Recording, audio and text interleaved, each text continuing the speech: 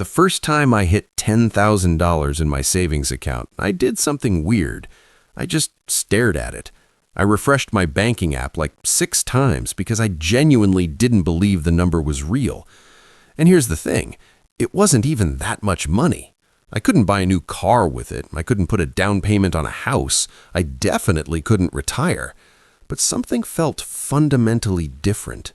It was like I had crossed some invisible threshold that separated me from the version of myself who used to check his bank account with one eye closed, terrified of what he might see. And I remember thinking, why does this feel so significant? It's just a number. It's not like $9,847 felt that different from $10,000 when I was spending it. But psychologically, something had shifted in my brain. I stopped feeling like I was constantly drowning. I stopped having that low-grade anxiety humming in the background of every single decision I made. And I started to notice something even stranger. The money started coming faster, like way faster. Getting from 0 to 10,000 took me almost 3 years of stumbling around, making mistakes and learning lessons the hard way. Getting from 10 to 20, that took 8 months. And I kept asking myself, what changed? My name is Charlie, and I spend way too much time thinking about financial psychology and why certain money milestones completely rewire how we think, feel, and behave with money. If you're someone who feels like you're constantly starting over, who saves a little bit and then something happens and you're back to 0, or who just can't seem to get any real traction with your finances, hit subscribe and give this video a thumbs up because what I'm about to share genuinely changed everything for me. Now look, I know what you're thinking. $10,000, that's it? That's the life-changing milestone? In a world where financial influencers are throwing around terms like 7-figure portfolios and passive income empires, $10,000 sounds almost embarrassingly small. And honestly, I used to think the same thing. I used to scroll past savings milestones like this because they felt irrelevant to the bigger picture. What's 10 grand gonna do when I need like 2 million to retire? Here's what most people don't realize. $10,000 isn't significant because of what it can buy. It's significant because of what it does to your brain. There's actually fascinating research on this.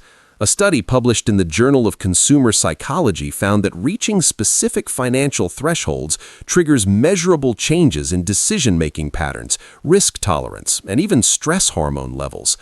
When you hit certain savings milestones, your prefrontal cortex, the part of your brain responsible for long-term planning and impulse control, actually becomes more active in financial decisions. You literally become a different decision maker. And $10,000 happens to be the first major threshold where these psychological shifts start to compound. It's like this invisible line in the sand where you stop being someone who is trying to save money and start being someone who has money saved. That identity shift is everything.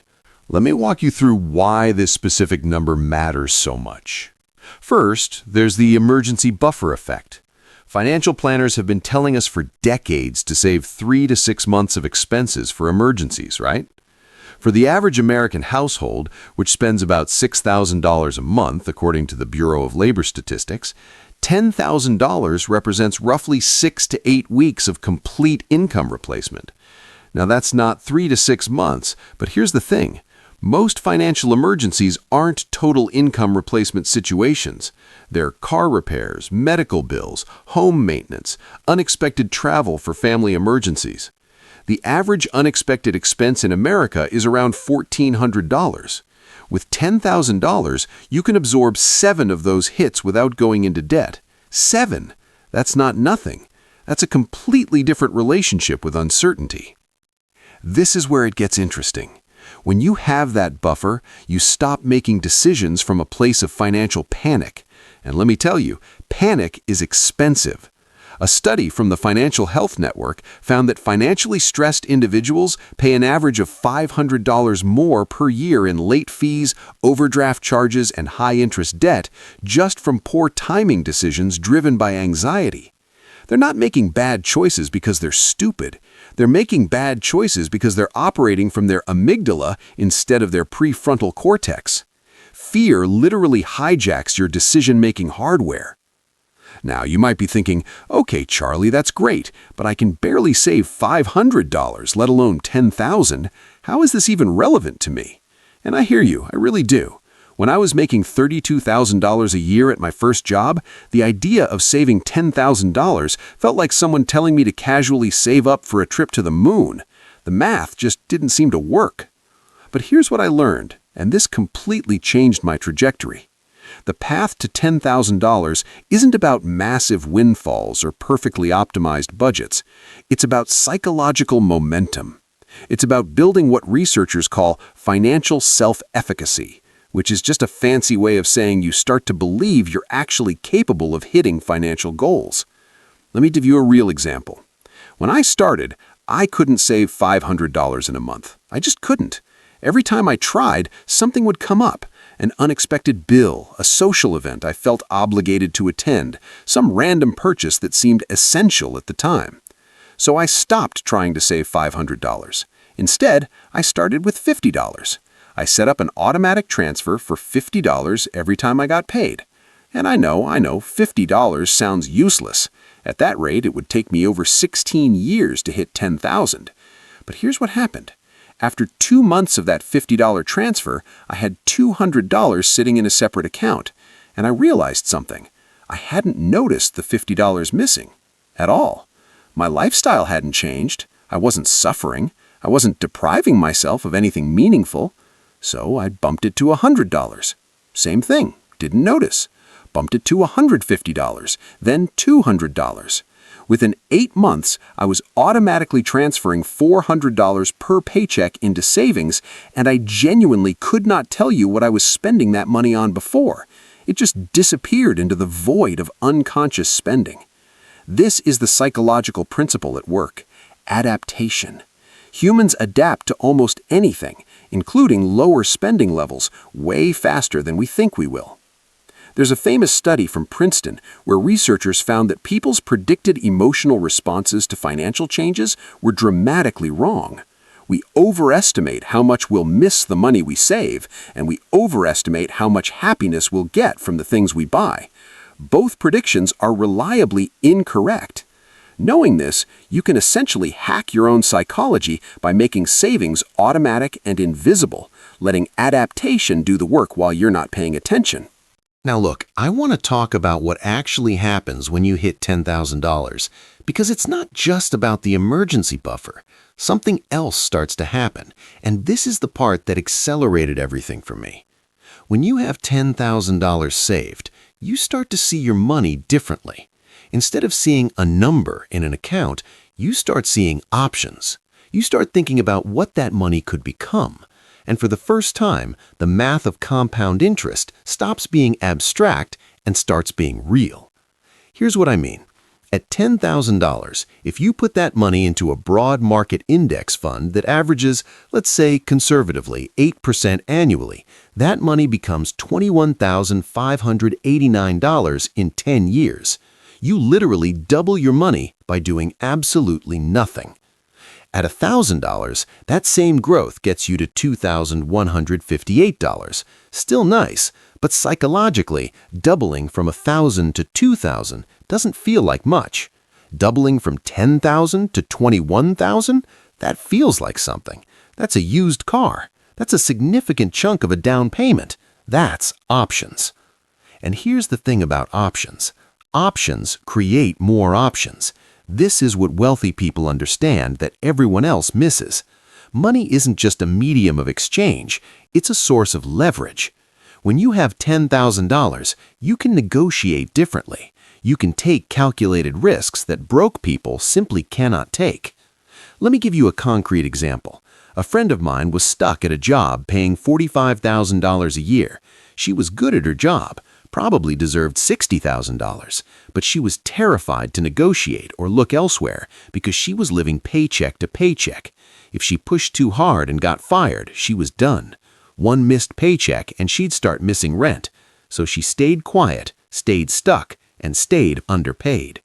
Then she spent 18 months aggressively building up a $10,000 emergency fund, and almost immediately her behavior changed. She started speaking up in meetings. She started applying to other jobs. She started negotiating. Within 6 months, she had a new position paying $58,000. That $13,000 annual raise was possible because she had $10,000 in the bank. The money didn't get her the job. The confidence did. But the confidence came from the money. This is what I mean when I say $10,000 changes everything. It's not about the purchasing power. It's about the psychological power. It's about moving from a mindset of survival to a mindset of strategy. Now, I want to address something because I know there are people watching this who are thinking, this is great, Charlie, but what if I'm in debt? What if I owe money? Should I really be saving $10,000 when I have a credit card balance? Here's where I'm going to say something controversial. Yes, kind of. Look, the math says you should pay off high-interest debt before saving. If you're paying 20% interest on a credit card and only earning 4% in a savings account, you're losing money on paper. That's just arithmetic. But here's what the math doesn't account for: psychology. And in my experience, psychology beats arithmetic almost every time when it comes to personal finance.